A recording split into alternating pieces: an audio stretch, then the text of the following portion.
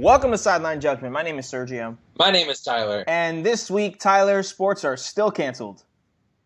Yes, but sports hysteria. Ah. That's all. It's all good. Season's open. Yes. I'd like to first of all thank God for the timing of NFL free agency. We have something to talk about at the very, very least. Thank you. Oh yeah. Thank you to that. We're going to be talking about some NFL free agency things at first, and then we're going to go into basically we're calling this episode our Team Talk, where Tyler and I are going to go ahead and go in on what the Dolphins need, what we think will happen, those kind of things, and Tyler will talk about what the Jags need. So I'll take care of the Dolphins, Tyler will take care of the Jags, and we hope to make this a recurring segment leading up to the draft and maybe a little bit after. Team Talk, where we bring on some of our friends who are fans of other teams. We've talked about, we have Eagle fans, we have Cowboy fans, we have Tampa Bay Buccaneer fans who we know are going to be wanting to come on and talk about some things. They will have some takes. So we're going to be hoping that go ahead and goes in. We're also going to talk a little bit about the way that rosters are constructed, not just in the NFL, but also in college football, and the differences in how the way that you build a roster in college football may or may not be similar or different from the way that you would build a roster in the NFL. Same sport, different set of rules, different ways of basically putting players in. So that is what's on the docket for today. Shouldn't be too crazy long of an episode. But first, Tyler, I want to make sure you are doing good. You're doing well. I'm doing great, and you know what? Yeah, I'm gonna throw it right back at you. I'm gonna give you the floor. How are you doing? How are you? You know, Tyler, it's been good. It's been good. I miss sports a lot, and if someone could just, throw a ball my way, I would be more than happy to catch it. I'm just playing. Tom Brady is no longer a New England Patriot. There it go. Let's go. A national holiday. A national holiday indeed. On Tuesday, March 17th, St. Patty's Day no less, Tom Brady announced that he would not be returning to the New England Patriots, and it was soon thereafter confirmed that he would be moving down south to Tampa to play for the Tampa Bay Buccaneers. He signed a 2-year, $50 million fully guaranteed contract that also includes... That's Nick Foles money. That's Nick Foles money, baby. We'll talk about Nick Foles in a minute. The contract includes a $9 million incentives and bonuses that he could get, and it also includes no trade clause, and they cannot tag him any kind. They can't transition tag him or franchise tag him. So it looks like this is the 2 years. Yeah, because you want to trade Tom Brady. I have takes, but I will save them for this time next season. I will reserve this take for. I'm gonna let you know right here. I have a Tom Brady take that I will let loose next season. I just cannot believe that Tom Brady announced on St. Patrick's Day, when we're in like a countrywide quarantine lockdown. Yes, we are. And all the bars are closed, and people aren't supposed to go out. He announced on St. Patrick's Day that he would not be returning to the Boston fan base. You know what it was? That fills my heart with so much happiness. Yes. I think, Tyler, it was that he knew that if people were out on the streets of Boston and the New England towns and provinces and stuff, that it wouldn't have been a good thing. So he waited until everyone was quarantined in their house to be like, all right, I'm going to let this news go gently. And he kind of just Tom Brady started the coronavirus so that he could leave. I'm just saying we don't have proof that that's wrong. That's all I'm going to say. Print it. That's all I'm going to say. Print it. No, but Tyler, this is a big deal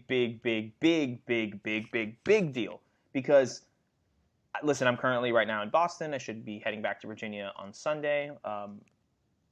So I've been quarantining up here with Alexa, and the vibe around here, I've only gone to like the grocery store and to like one friend's house, but even all over there, like the vibe is just very somber. No one expected this.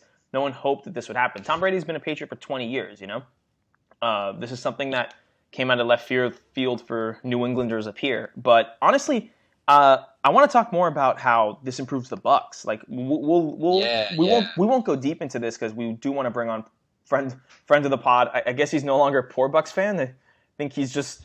They ain't won a game yet. Yeah, that's true. All right, we'll reserve the right to change his name. Poor Bucks fan Tyler Renfro, fan. but I think this until they kill the draft and then they will have kind of killed free agency and killed the draft. I think that'll count as a win. So he'll be a medium income Bucks fan. No, but Tyler, what does this do for the Bucks? Right, like how do they go from fighting to be 500 and maybe contending for the wild card to division favorites? I think this makes them a playoff team. Okay. Now, important to remember, there's an extra playoff team in each conference now. That is very true to remember, yes. So there's 7 playoff teams per conference. But on top of that, I think that they're in a very tough division with the Falcons and the Panthers, who could just pop up and be good this season. We don't know. Yeah. The Saints, who are really good. Right. And their roster, I think their defense needs a little bit of work, but I think that this brings stability to the passing game and to the quarterback situation. Yeah, Tom Brady's arm isn't what it used to be, but when Mike Evans and Chris Godwin are your primary 2 receiving threats, and you also have O.J. Howard and Cam Brate, and they'll probably draft another receiver to be underneath, I think he'll be okay. Yeah. Because I think the thing is that he won't turn the ball over as much. Even if he doesn't make all the throws as he used to, Tom Brady, I think, is still just as sharp, and he doesn't really throw. He doesn't make turnovers. He doesn't create turnovers. So Jameis did that. So I think this stabilizes them. The Bucks were 7-19 last year with Jameis Winston going 30 for 30. So I think that with just a little bit more consistency. Yeah, and it's going to be a lot more consistent for sure. Tom Brady. I think they can make the playoffs. Listen, something, and I want to shout out. I still think the Saints are the division favorites. So. Agreed. Listen, I want to shout out. I want to say it was Steven, friend of the pod, Steven Peters, in our fantasy football group chat. I think he asked the question if this was going to be similar to Manning, where Manning's drop off was significant because, as he said earlier today, that Manning's game was based off of his arm strength and his ability to kind of chuck that thing down there. Tom Brady has had that before, obviously, but I want to say over the past 5 years has really transitioned his way to just making the right read, right? We talk about how great players remain great for so long because they reinvent themselves, right? LeBron went from being a young scorer to then being a physical beast to now slimming down and passing the ball. You know, players adapt as their careers go on to take more wear and tear off of their bodies. And Tom Brady's been poster child number 1 in the NFL for that. You know, he makes the right reads and he dumps things off when he needs to dump things off. So for me, I think it'll actually, this next season for the Bucks is going to be what we're going to expect, which, like you said, a playoff team. And then at the end of the day, I mean, it's up to the Bucks management to put a good defense around him, because as we're going to talk about when we talk about the Dolphins, the Pats defense was phenomenal these past 2 seasons, and that's kind of what allowed them to make the playoffs these past 2 seasons. Granted, the division's weak, but whatever. You know, so that's what I think is going to happen. The question is what happens in 2 years, in that second year of that contract. I think what's probably going to happen is that I'm not going to lie, his play will probably speak for itself at that point. Okay.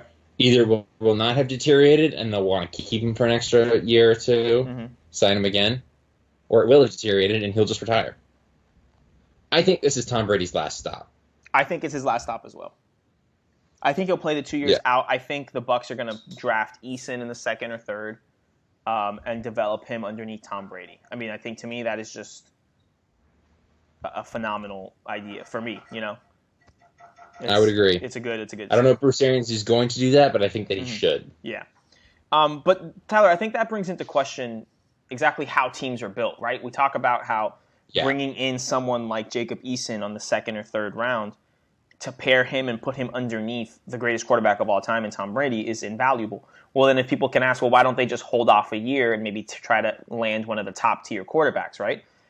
It's because of the way that contracts work, right? And the way how many players can be on an NFL team, right?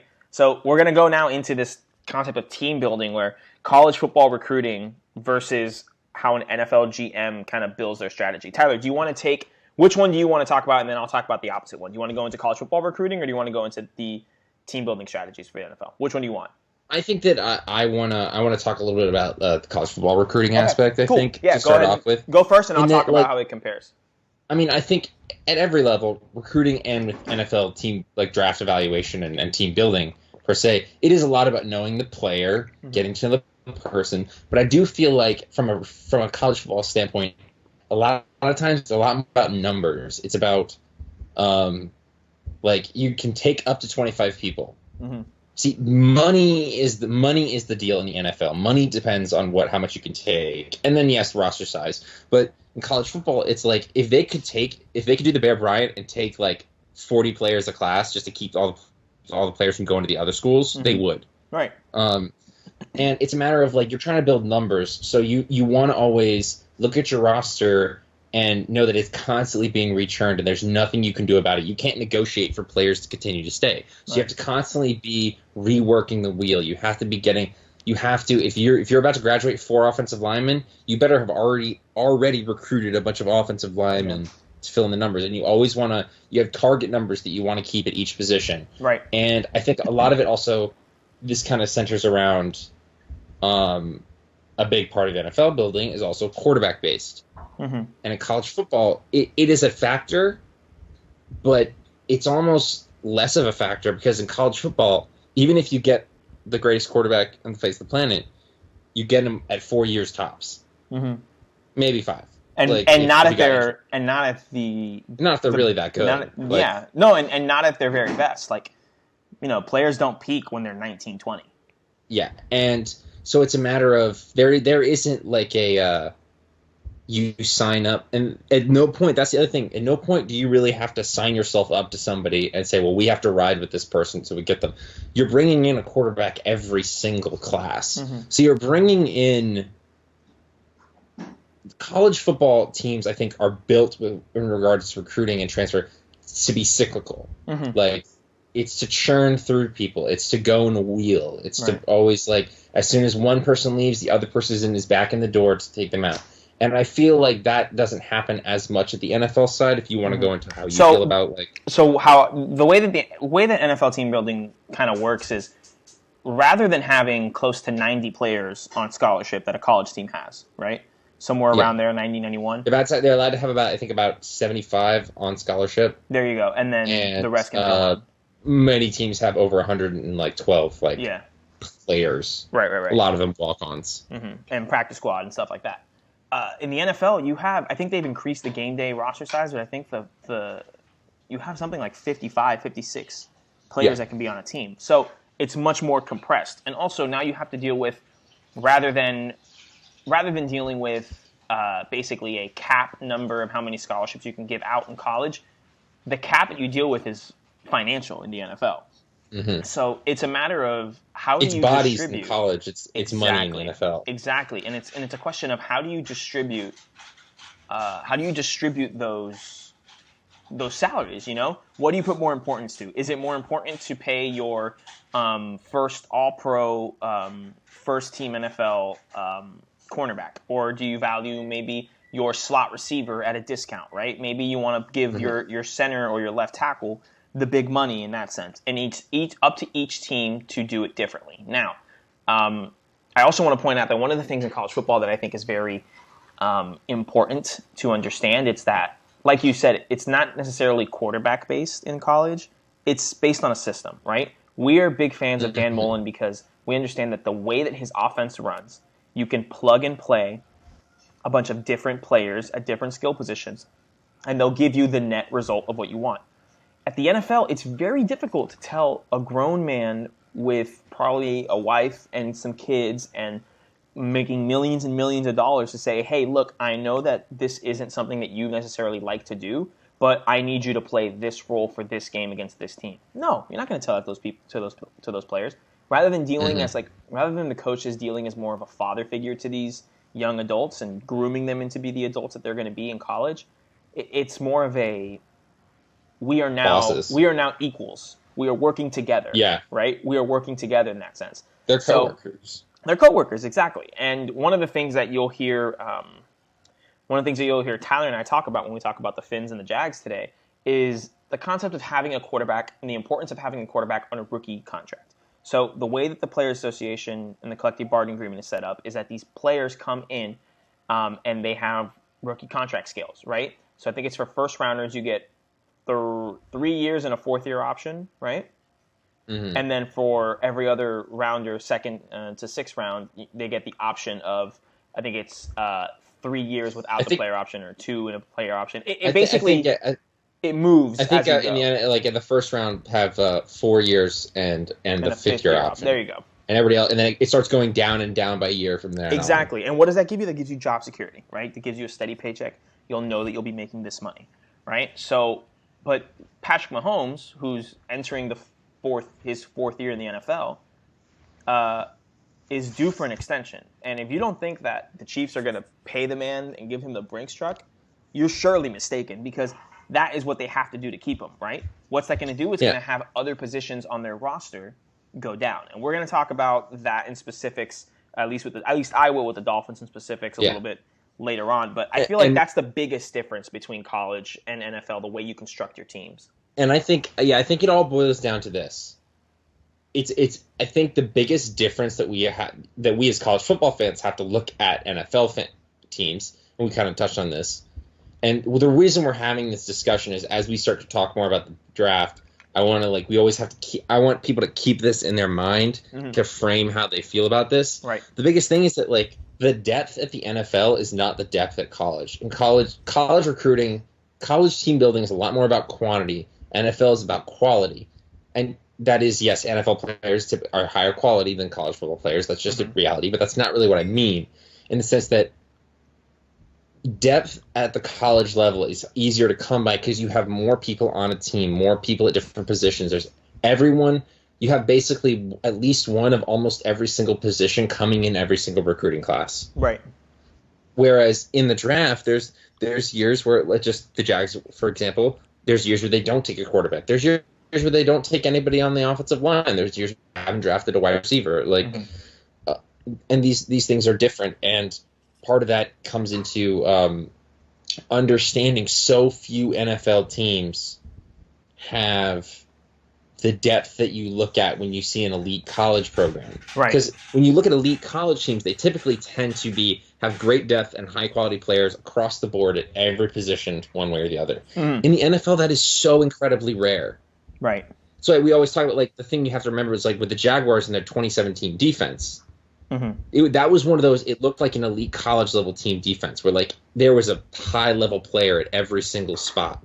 And those things come along every once in a while in the NFL, but because of the nature of contracts, nature of dealing with grown adults, nature of you can't pay everyone. In college, everyone's staying until they're done. Yeah, exactly. Right? And then they leave. And it doesn't cost you any more to keep Yannick Ngakoue than it would to keep, I don't know, Trayvon Hill, who's a player coming out of Miami right now. Yeah. Just random defensive ends. Like, they're two very different quality players. It doesn't cost you any more in college to keep one or the other. Right, exactly. But in the NFL, it does. So you it doesn't cost you officially.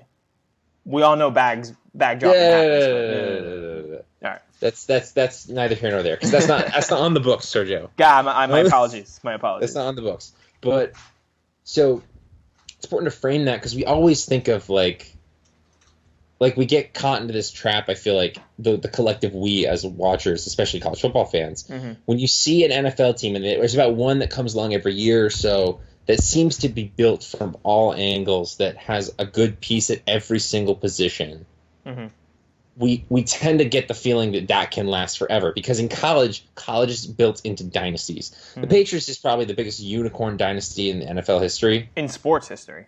And a lot of that has to do with it's hard to have dynasties in the NFL. Right. Because dynasties in college are about, you create a system, you recruit players to it. It's just easier to do that because it's built around that kind of method. But in the NFL, it's much more individually player driven. Because the moment you have a dynasty type of run, you win a Super Bowl, guess what?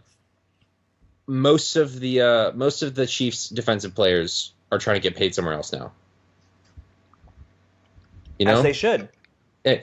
And the Seahawks, it's one of that, when the Seahawks went with Russell Wilson, the Legion of Boom, you always tend to think that can last forever, and it will not be able to. When you're dealing with people's livelihood, and when you're dealing with something as important as financial stability for a certain player and their family, that's not something you play around with. You got to understand that, yes, listen, we all start to play sports because we love the sport, but this is these guys' businesses. Like, they need to take care of theirs, get what they're worth, and we're always supportive of things like that. And on this podcast, where get what you're worth. Don't settle for anything less. And if another team is going to offer you that, make the decision. Do you want to take a pay cut and play for a quote unquote better team that gives you a better chance to win a ring? Or do you want to go and secure more money? And either one is fine, in my opinion. Like, I have no thing against those people. Like, you got to realize that are you kidding me? Xavier Howard's contract is 5 years, $75 million. If I had one of those million, I'd be set for life. I would be able to take care of a bunch of debts and then invest in, you know what I mean? Like, yeah. So that's the thing where. And that's the thing, like, kind of last thing I think I'll say about it is that, like, again, one of the key differences is that when the NFL, when you're evaluating people to bring in, it is value-based. Person to person is value-based. Right. And when we construct college teams, you're looking at it differently. You're not looking at it in this window of, well, now we only have this, so here we got to see how many people we can bring in for the right amount of money for this to create a window. In college, in NFL, it always seems to be about creating windows for yourself. And in college, it doesn't really get that vibe, because it's more of like the window will open up if you just be good. Yep. And then the window will continue to stay open. So long as you continue to do the first item of the checklist, which is recruit, you'll be able to do things. Yeah, I'm with you. Recruit, develop, and the window just stays open, and it's just about if you do it that year. Exactly. But in the NFL, it is about creating windows for yourself. And also the way that other teams in your division work. Like, there were the year that the Dolphins won the division in 2008 was the year that Tom Brady tore his ACL. Like, that was just an opportunity that we took advantage of, So I get it. Absolutely. All right, cool. So now that we know the difference between how college football teams build their teams and NFL teams build their rosters, let's talk about our actual teams. So I'm going to go ahead and start us off. We're going Team Talkin, the Dolphins edition. I am the Dolphins representative. I'm actually wearing like a teal shirt today. What? No. What? It's not a Dolphin shirt. It's actually a shark in a coconut, like chilling. It's pretty cool. Anyway. All right. We're going to go ahead and break this down into 3 categories, right? The areas of need, the bright spots that we think will be for this coming year, and just the things that we're a little bit more concerned about for this upcoming 2020 season with our teams, and how the draft can go ahead and either address those situations, or maybe they don't address those situations and something different happens. So with the Dolphins, I'm looking here at our team needs here.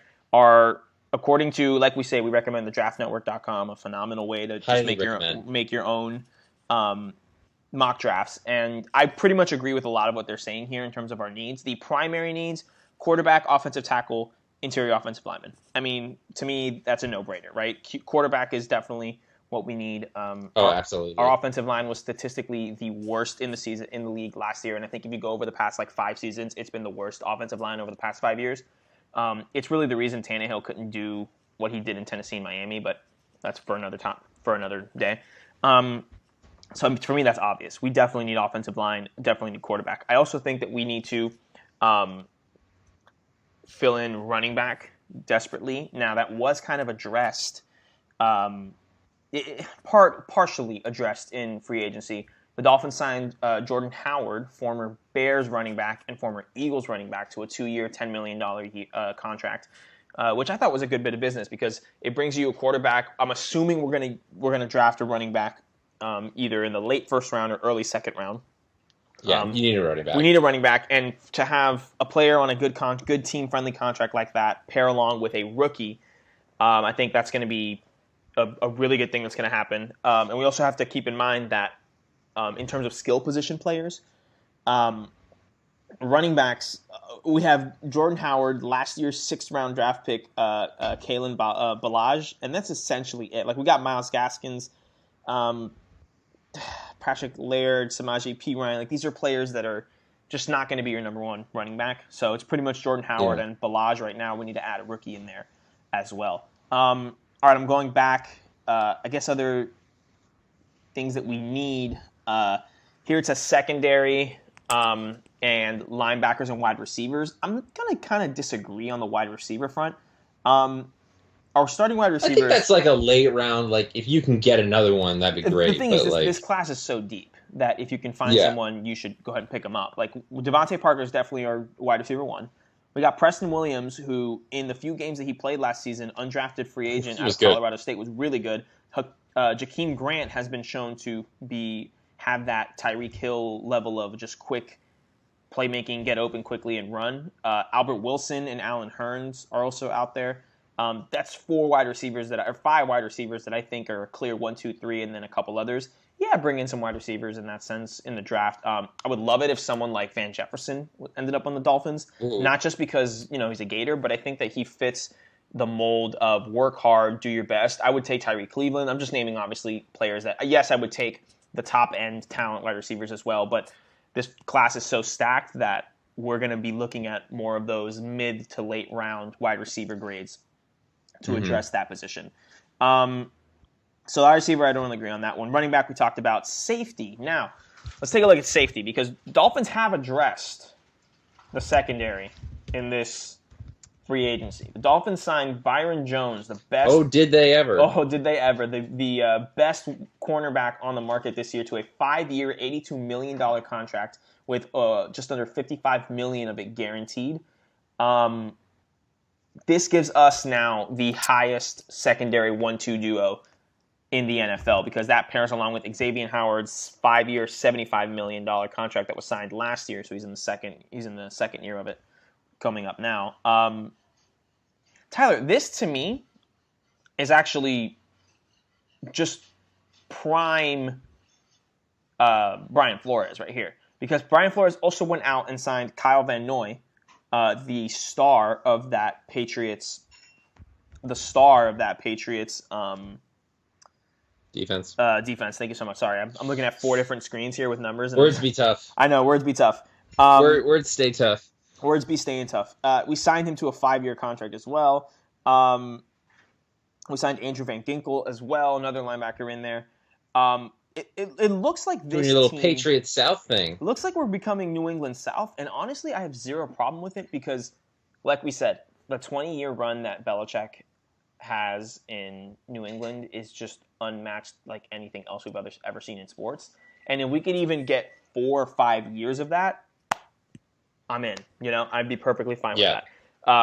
It looks the average actual quote unquote dynasty is really just 4 or 5 years in the NFL. It really is, yeah. It's almost impossible to keep it all going. Exactly. It's almost impossible. And the thing is that what I love about what Flores is doing right here is that he is building a very flexible, adaptable defense like the one that he set up in New England.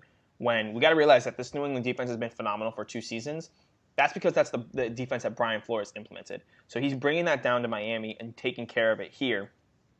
He's putting 2 stud man-to-man cornerbacks so that he's able to apply pressure from a variety of different points, which is why I think the Draft Network has edge listed as an ancillary need, like a tertiary on the third level of needs. I would disagree. I would go in and get an edge in the first round. We talked about AJ Empanada earlier on this podcast, and I think that'd be a great fit for us. But I also think that, yes, Flores is trying to get an untraditional, unorthodox way of pressuring the quarterback, but it doesn't hurt to still have a defensive end who can cause fear and kind of rip apart and just take the sole focus of the left tackle. If you give that edge, if you have a stud edge rusher there, they're going to have to focus on him, which therefore opens up other avenues to apply that unorthodox pressure that Flores likes to put on. So I like it in that sense. Those are essentially those team needs that we were talking about. Bright spots. I think the defense is going to take a light year step forward this season because of the addition of Van Noy, because of the addition of Byron Jones, because of those things. And these players are now going to be able to completely work under that Flores system. It's going to be a true dance. But it's going to be really artistic watching that defense play because you're not going to understand if they're going to be in a 4-3. Maybe this play they're in a 3-4. Maybe they drop into nickel, but there's a nickel. but the nickel, instead of being a defensive back, maybe they put an extra linebacker in. You know what I mean? Like, that's why Isaiah Simmons would be so good on this Dolphins defense. But that's beside the point. I'm not getting Isaiah Simmons. I have to hope for him to drop to 5, and then the Dolphins pull the trigger on him rather than a quarterback. Which unless the Patriots trade ahead, Bill Belichick calls in a favor to Matt Patricia, and it's just like, I will send Stephon Gilmore to you if you let me trade it for the number 3 spot, and they draft Tua Tagovailoa. Galaxy brain. I don't have the brain to entertain that. I prepared this whole thing, and I don't want to get sidetracked and be angry. Also, dinner's almost ready, and I want to make sure that I can eat. So, no. But those are my bright spots. I really think this defense is going to take a step forward, and we're going to start seeing the fruit of the Flores tree flourish in a sense. Does that make sense? I like that. Look at me, huh? My alliteration. Come on, man. You know me. Just because we're quarantined doesn't mean we're not being creative. Come on, now. Absolutely. My worries, it's the offensive line. This offensive line is atrocious. It's atrocious. And also, regardless of who plays quarterback for us, whether it's another year of Fitzmagic, whether it's another year of Fitzmagic because we drafted Tua, whether it's Brian Tannehill 2.0, aka Justin Herbert, aka Ryan Tannehill 2.0, getting the reins to the team, learning under Fitzpatrick, which I wouldn't mind, or whether we punt and just kind of get quarterback next year. Whoever's under center, it's going to be a mess. The line needs to develop and develop and develop. Yes, we did make some offensive line signings this offseason, but you got to remember that this team has allowed, I think it's the most sacks over the past 5 seasons. You got to remember that that doesn't get solved overnight. This does not get solved overnight. So I'm hoping this next year is an improvement, but that is definitely my worry. All right, so that's basically a ramble on the Dolphins. I think the biggest question for the draft to look out for is, again, what do we do at quarterback? Because yes, we talked about how NFL teams need to restructure the way that they pay their players and what's more important and stuff. And there's 10 other positions on the offense other than the quarterback. But at the end of the day, this is a quarterback-driven league. And if you have one of those top-tier quarterbacks, you will at least be in the conversation for the playoffs every year, right? Yeah. I've never, regardless of how bad any Packers team has been, I've never thought that they wouldn't make the playoffs because they have Aaron Rodgers. You know what I mean?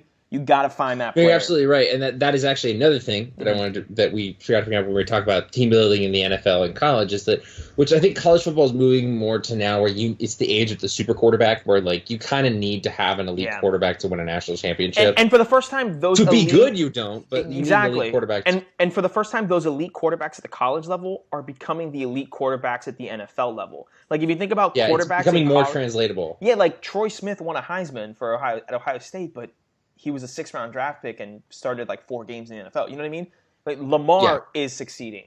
Deshaun Watson is succeeding. Pat Mahomes, while not everyone knew about him, he definitely was one of the higher statistic players. He's succeeding. Gardner Minshew led the whole country in passing yards and passing touchdowns 2 years ago. He is succeeding. And I know people want to argue that, but he's a 6th-round draft pick, and he is succeeding. No, it's success right now. Exactly. All right, Tyler, talk to me. Who knows if it'll stand, but for a 6th-round draft pick that literally people, not me, but people wanted to cut him in favor of keeping Alex Magoo from FIU. Eesh. In the preseason, I was just like, you idiots. And now they're all like, oh, Gardner Minshew. Like, no. Sergio and I here, we knew.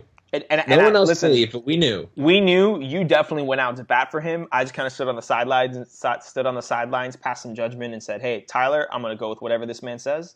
But no, you are right, my friend. You were completely right. Talk to me about Gardner Minshew. Talk to me about Duval. Talk to me about the Jags. Well, big thing with the Jaguars, you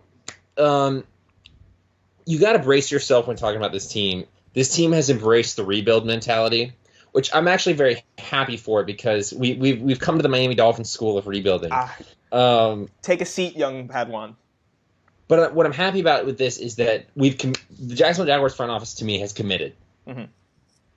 None of this wishy-washy, try and get great value picks, but we don't want to give up everything because we still have a really good team from a while ago. The team is almost completely new from about 2-3 years ago. Yeah. And that's okay. Because as long as you know that, you commit to fixing that. I think the Jaguars front office was living in denial the last year or so. You mean Bortles wasn't it? Stop it. I mean, he wasn't. But I think areas of need, the big one. Can I list off every single level of the defense?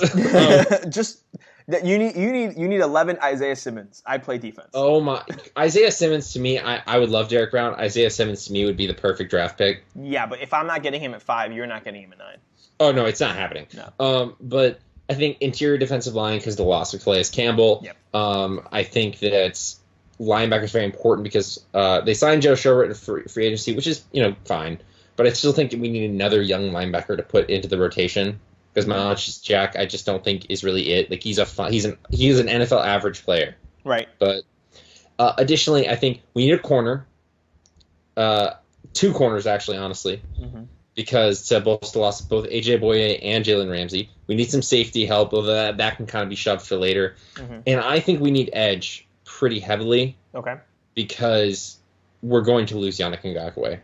We haven't officially yet, but it's happening. And but even though you took Josh Allen last year? I mean, edge help is definitely something to push down, but you've lost Yannick Ngakoue. You've lost Calais Campbell, who could also play edge. Who was also an inside person with Marcel Darius, who you've also lost. So you need interior defensive line help, but you have your one dominant edge rusher, but you don't have the second one. Yeah, that's true.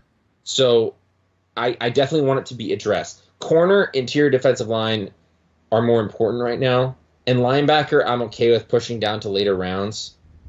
I do think that Jacksonville needs another wide receiver, and I think they need a tackle. Okay. This is a lot of needs. We have 12 picks, so I expect at least them all to be addressed. One area of need that we don't have is quarterback, and I'll get to that in just a minute. But I think when you look at this team, a lot of the areas need center around replacing the old guard, and we talked about this just a minute ago. We had that almost college-level style elite defense, and most of those players are gone. And for one way or another, largely because of Tom Coughlin, but I'm not going to go down that road. Most of them are gone, so you have to replace them at a lot of levels. That can be good. I'm a firm believer that you build your team through the draft, you supplement it in free agency. That is how the great teams succeed. Yes. And so I think the defense I don't think is horrible. It wasn't great last season, but it had good moments. I think that with some injury luck and with good young players at key areas, it can still be good. Not elite. It won't be elite, but good. I think because there's an adjustment process. But the whole defense is really the calling card because I think that right now in its current phase, this team's best shot to win is to be focusing on stronger defense than offense. Okay. Because I think that we're going into a bright spot. I think the big bright spot on the team to me is that the young offensive skill players, I think, show a lot of promise on the Jacksonville Jaguars. Okay. But the biggest bright spot to me is that the Nick Foles contract is no longer on the Jacksonville Jaguars books. Yeah, I'm actually shocked we didn't talk about that you yet, haven't mentioned that you haven't even brought it up in the 40 minutes we've been recording. Nick Foles has been traded to the Chicago Bears for a fourth-round pick. For a fourth-round pick, right? Idiots! Smash send on the trade button. If I was in the front office and they were like, "Hey, we'll give you a 7th-round pick for Nick Foles in the contract," I already pressed the button. Yeah, easily. What do you do? The paper's fax machine. It's funny because what it makes it seem is that like the Bears are the ones that were desperate in this situation, and I really don't think they were that desperate.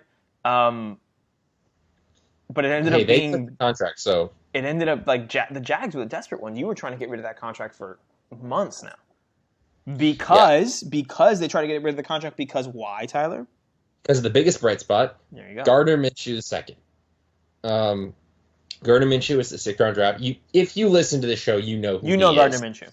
I don't need to explain, but he basically I've adopted because it's a phenomenal plan. I've adopted the Michael Phillips plan for the Jacksonville Jaguars for the next 2 seasons. Friend of the pod, Michael Phillips. His belief and his mind as well is that they're going into the season. This is a trial season for Gardner Minshew. If he can prove the Jacksonville Jaguars will not make the playoffs this year. Yeah. I mean, it's just not happening. No, but if he can take a step, if he can prove that he can be the guy, then you go into the next draft with a lot of picks, and it's in prime in the Tom Brady New England type of team building category. You got a quarterback for the cheap. Like, you're not paying Gardner Minshew anything relatively. And you're not even paying him first round money. You're paying him sixth round money. Yeah, you're paying him almost nothing, and you can then build around him. So that's what this season is for. And I think his connection with DJ Chark and his ability to read the field, I think is going to be great. If you add another wide receiver to the mix, add a tight end. I'm not going to throw away on the rookies that we had last year because they basically didn't play that much. But if you add a tight end to the draft, that is another area of need that we definitely need to address. Yeah. And you have a little bit more continuity, you increase the running game. I think that the skill player, specifically his connection with DJ Chark, is just really good. Yeah.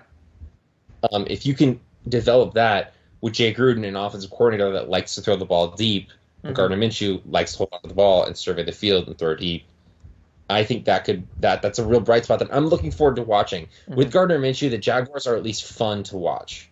I agree. And I think that as a non-Jaguar fan that watches more Jags games than any other non-fan would, I see it a lot as Gardner Minshew brings an excitement to the offense. Like, not even just his personality, but just his style of play. Because he comes from that Mike Leach air raid, he wants to he wants points to go on the board. You know, yeah, it's a different offense, but he's still just as capable of striking when he's willing to throw every single play. Oh yeah, for sure. Like he's got, and a lot of that comes from the Mike Leach system. He's got the gunslinger mentality. Yeah. It's just like, because he's used to a system where you are throwing every play, and the quarterback has complete autonomy, and you're just basically like, it's not so much, we talked about it before, that it's like, it's not so much having the mentality of, oh, now I have to go throw to win the game. You're like, oh, I've been throwing. Like, yeah. I'm throwing all day. Exactly. Like, and I think that I am personally a big believer in him. I'll be willing to say, because the way it's setting up, if the Jaguars, they won't be that great this season. I think under Doug Marrone, I think the floor is 5 wins. Okay. Not floor. They're always going to be around at least a 5-win team with Doug Marrone. I think he can win them 5 games as a coach. I think Gardner can win you at least 5 games as a quarterback. He won you 6 last year. Right. And he didn't even play all 16 games. But I think that I'll be the first to say, like, if he's not it this season, throw it all in for Trevor Lawrence. Yeah. The Rams are going to be bad next season too, and you have their first round pick too. And that's something that's very that's worth it. You know, if you end up with 2 top 10 picks, is going to be quite a bit of convincing for whoever ends up with the 1 overall pick. Maybe you end up with the number 1 overall pick. Who knows? Yeah. Well, that's the thing. Like, the biggest bright spot to me is that the 2 biggest bright spots for the Jacksonville Jaguars. The young offensive skill talent is promising, very promising, and exciting also. And 2, the future is very malleable. Like, it's very, like, it can kind of be whatever you want it to be, because we have so much draft capital right now. Yeah.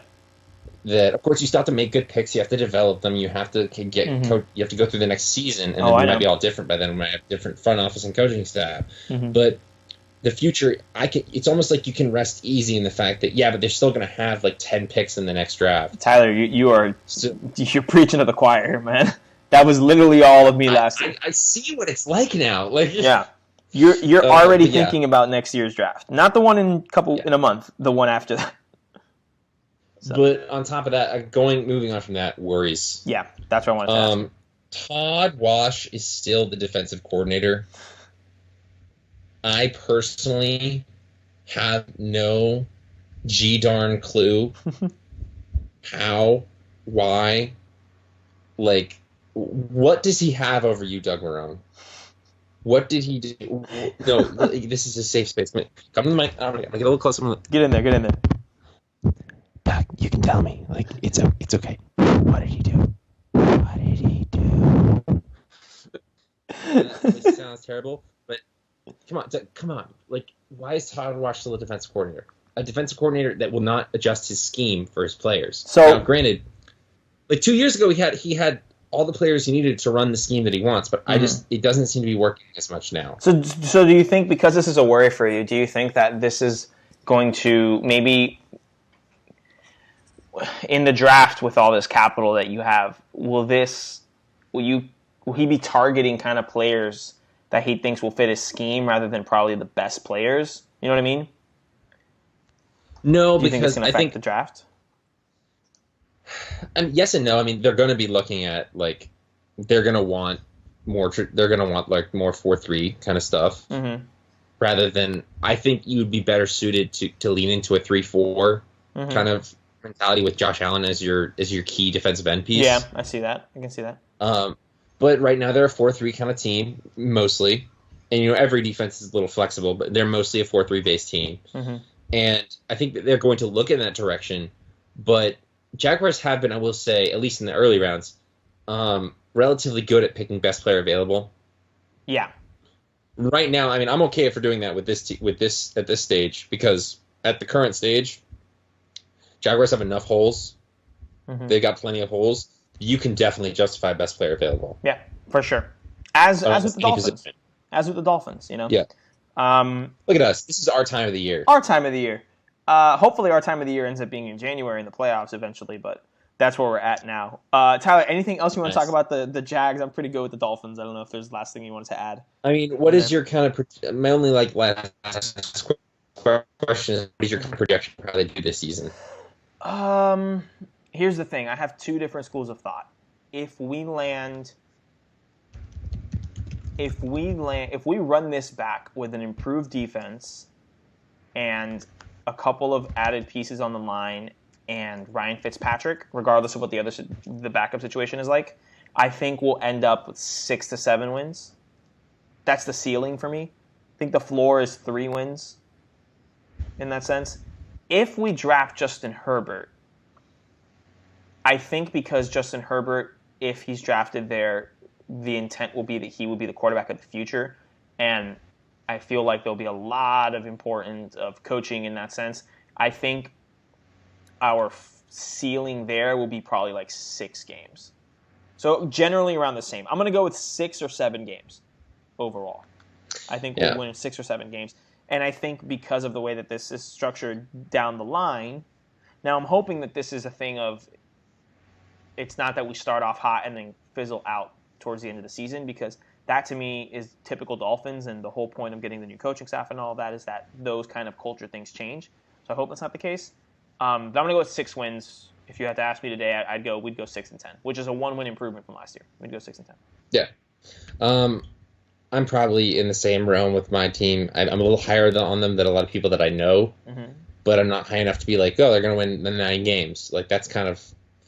We won't know until we know. We're going to play last segment before we start wrapping this up and going into our ad read. We're going to play a little game. Let's play the game. I'm gonna read you off the 2020 Miami Dolphins schedule. Oh, now this is not done in order of because we don't know the dates yet. Right. But I'm just gonna give you teams. You don't know what order. This is just the order that they've been given to me in. Mm-hmm. This may not be the order that they're played, but you just answer me with win-loss. Got it. Okay. At the Arizona Cardinals. Loss. Okay. At Buffalo Bills. Loss. At Denver Broncos. You're in loss. Mile High. Loss. Okay. At the Jacksonville Jaguars. Just be honest, man. I think that's a win. Okay. I think it's a win because of what you talked to me about the defense, and because I think our defense is going to be very malleable to be able to stop something like Gardner the Chark and stuff. So I'm going to go with win. Right. It won't be a blowout. These are going to be close games. Yeah. And that's the thing. All these losses, I think, will be competitive. We'll just lose. Does that make sense? It makes sense. All right. So right now we're at what? 1-3. 1-3. Okay. Buffalo Bills at home. Loss. New England Patriots at home. At home, win. Win. Okay. New York Jets at home. Win. Kansas City Chiefs at home. A fat L. The fattest of L's. If an L had 2 C's, that's what it would be. The Los Angeles Chargers at home. Loss. This is big because... Okay. Loss. All right. Los Angeles Rams at home. Win. Seattle Seahawks at home. Loss. Okay. Cincinnati Bengals at home. If at home or on the road? At home. Dub. That team was really bad. That's a win. At New England Patriots. Loss. Okay. At New York Jets. I think we'll win. Okay. I think we'll win. Last That depends. two. If this game is played early in the year or late in the year, because that implies if Gase, That's a big deal. If Gase is the coach or not. Yeah. So I got to win. All right, last two. Last two. At Las Vegas Raiders. Loss. At San Francisco 49ers. Loss. So what I get? 6-10. There you go. See? I wasn't even keeping track on purpose. 6-10. I know. Right. I know. We took one from the Pats. We beat the Jets twice. We beat the Bengals, the Jags, and we won a non-division game because I knew I put us losing to The Rams. And the Rams. Yeah, I think they'll be bad next year. Cool. Awesome. Can you read me off mine? I can. Because I'm interested to see how I you feel stack up? when I don't know the schedule. Yeah. Exactly. Okay. All right. Schedule 2020. Yeah. Here. It's the first time in a while that I've actually been excited to, like, in a weird way, to watch my quarterback on my professional football team. Oh, man. Okay. All right. Again, this is not in the actual order of the schedule. These are just the teams that we know will be playing. Yeah, exactly. Because you know that they have to mix it up and all that kind of stuff. Yeah. All right. So, first off, we have the Houston Texans at home. Loss. Okay. The Indianapolis Colts at home. Loss. Okay. The Tennessee Titans at home. I'll just go out on a limb and say win. All right. Nick Foles' majestic return to Jacksonville, the Chicago Bears at home. Win. Look at you. The Cleveland Browns at home. Loss. Okay. The Detroit Lions at home. Oh, is Matt Stafford healthy? He will be. I think he will be. Then loss. Okay. The Pittsburgh Steelers at home. Is Big Ben healthy? I actually saw something today on ESPN saying that Big Ben is like, I feel the best I've ever felt. All right, well, then definite loss. Okay. Sorry, I lost track. All right. You're at Pittsburgh last. I was at Pittsburgh. Okay, so Texans at home is a loss. Colts at home is a loss. Titans at home is a win, you said. Yes. Bears at home is a win. Browns at home is a loss.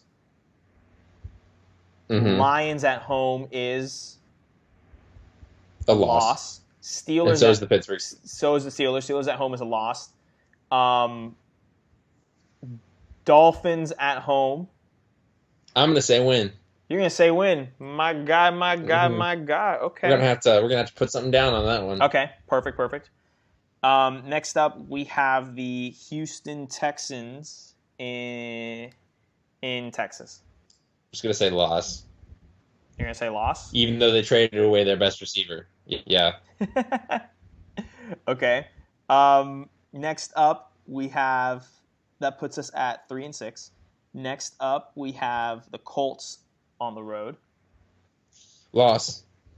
Okay, so that puts us at 3-7. Next up, we have the Titans in Tennessee. Loss. So you're gonna the Titans beat us. Okay. Titans. See, I can't pick us to beat the Colts or the Texans because those two quarterbacks always kill us. Okay. All right. And we always split with the Titans. Okay, so that puts us at 3-8. 8. Yeah. 3-8, right? Okay. Yeah. So then we got the Baltimore Ravens in Baltimore. Cool. 3-9. That's a loss. The Bengals in Cincinnati. Dub. 4-9. The Packers at Lambeau. Yeah, I can't in good conscience put that as a win. So 3-10. Or It's 4-10. Sorry, 4-10. The Vikings in Minneapolis. Random upset. I'm gonna go with a win. You're gonna go with a 5 win. and 10. Okay, 5-10, and then Yeah. our last one is at the Los Angeles Chargers. You know what? I will actually say win for that as well. Okay, So 6-10. I'll Look be at around us. 6-10. Look at us going 6 Each and and 10. some of those. See, I can't pick us to beat the Colts because Philip Rivers always beats us. And now Philip Rivers is the Colts is the quarterback for the Colts. Yeah, and Well even though the Texans traded away DeAndre Hopkins for a bag of peanuts, I also known as David Johnson's knees. I think that Deshaun Watson is still on the roster, so that's gonna be a bit of a problem. It's gonna be a bit. That was fun. Good. I like that. That was enjoyable. This has been our first team talking segment. I know, right? We have more of these. We're gonna have more of these. We're gonna try to talk to some of our friends and go ahead and record just short 20-minute things, and then going ahead and getting some inside from other fan bases that are not the Jags and the Dolphins. Tyler, I know y'all heard a lot about that. We're gonna go ahead and once again ask that if you have any bags to drop, we will be suspending bag receiving on our part, because we want to go ahead and make sure you can donate those to organizations that are helping fight the coronavirus and all of that stuff. So please do not send us any bags. The bags must be sent in a different direction, Tyler. Yes, absolutely. Yes, send absolutely. the bags. And if you have coronavirus testing kits, maybe send those Please as send well. them our way. Send those as well. All right, Tyler, let's finish off with our flagship segment. That's tweets we've shared. Let's go ahead and look into all of the tweets that have been shared. I want to tell you right now, it is day 8 of the world without sports, and Twitter is not filling a void, but Twitter is definitely helping out with... Twitter has been putting in some admirable content. Oh, yeah. Easing the pain out. Tyler, what's your favorite tweet that I've shared with you over the past 2 weeks? There's a tweet by Bleacher Report that said, since no sports are on, these people are betting on 2K simulations. Allegedly. It's a bunch of guys that put an NBA 2K game on simulation, and they just watched it like a normal basketball game. And they are just getting into it. It is beautiful, in my opinion. I love it. Keep it alive. My favorite tweet that you have shared with me is actually from ESPN College Football, and it says, imagine a world with a 64-team college football playoff. Who's in your Final Four? And they seed it pretty well. And I just want to go over to the Midwest region, where our Florida Gators are spat. The number 1 overall seed is the Ohio State Buckeyes. Understandable. They're definitely a 1 seed.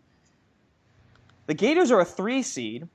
Nice. Which only leads the question to who's the 2 seed. Yeah. The Texas Longhorns are the 2 seed in this bracket. Oh. And all I want to know is whoever made these seedings, come on the pod. We just want to talk. Defend yourself. We just want to talk. I want justify your actions. We just want to talk. We just want to know. If you're going to make these outlandish, ridiculous claims, you should at least have to be able to come on the pod and defend yourself. Just come on, defend yourself. Defend yourself.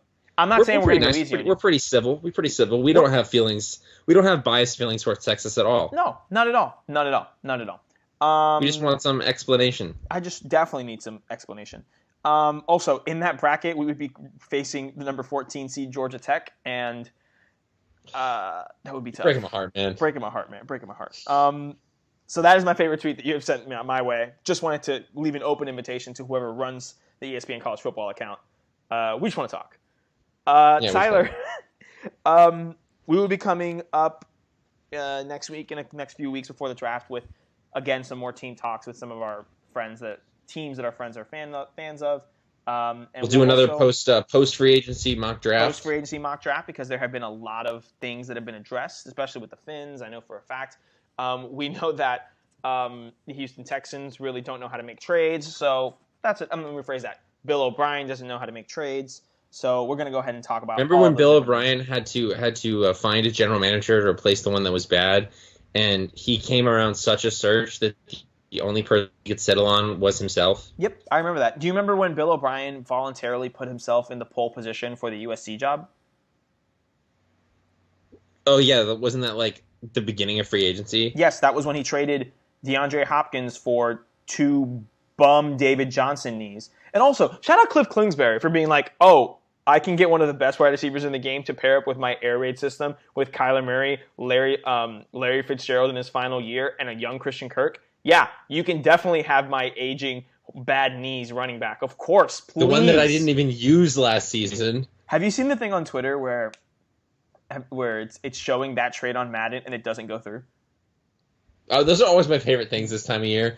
When people make trades and they're like, "We've tried putting this in the simulation and it actually will not accept it." I have my friend does that. My friend texted me immediately and says, "Why don't these trades work in Madden?" He was angry. He was trying.